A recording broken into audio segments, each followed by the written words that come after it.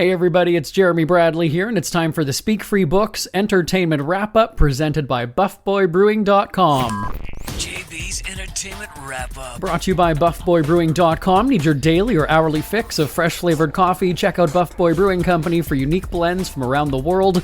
International tastes with the finest roasts at BuffBoyBrewing.com. Here's what's making news this October 22nd. We've talked more about Kevin Federline in the past 2 weeks than I think we ever have, and it all revolves around his tell-all book that reveals his side of the relationship with Britney Spears.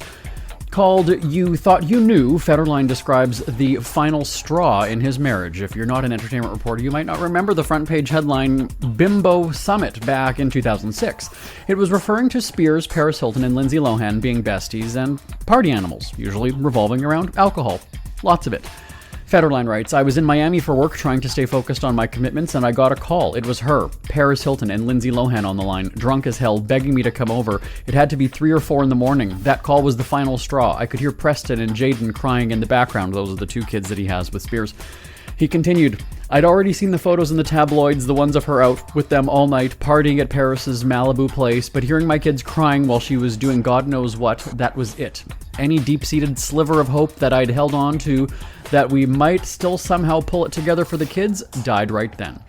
Spears' sister Jamie Lynn is mentioned in the book, and the way Federline describes it, she actually sided with him over her own pop star sister. Federline says that Jamie Lynn thanked him and his wife, Victoria Prince, for raising the kids when Britney was spiraling out of control and had not seen them for years.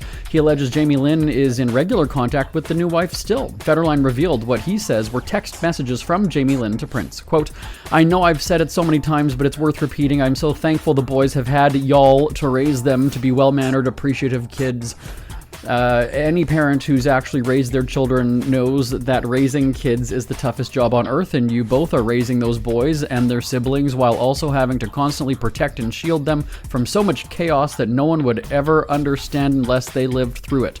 I'm sure my sister never thanked y'all for raising her children, still being beyond gracious to allow her so many chances to take part in their lives, even when y'all had more than enough reasons to validate cutting that off. So I wanted y'all to know how much you are appreciated and supported by those of us who love those boys. We have not heard from Jamie Lynn since the book was released, I should point that out. Now, Federline went on to reveal how much money he was getting from Spears to raise their kids. He said, from Britney, by the way, he said he was awarded $20,000 per month in child support for the 2 kids.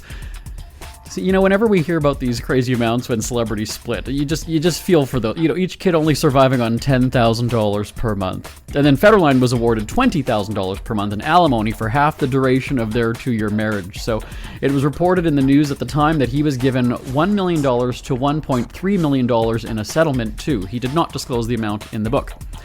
And in only something a former celebrity would complain about, right? Federline laments that the cash, quote, didn't stretch as far as you'd think. Celebrity problems, right? Poor guy. No wonder he had to write a tell-all book to milk some cash out of his ex. Federline said rent, transportation, security, childcare, quote, and all the other day-to-day needs of raising 2 kids in LA, end quote.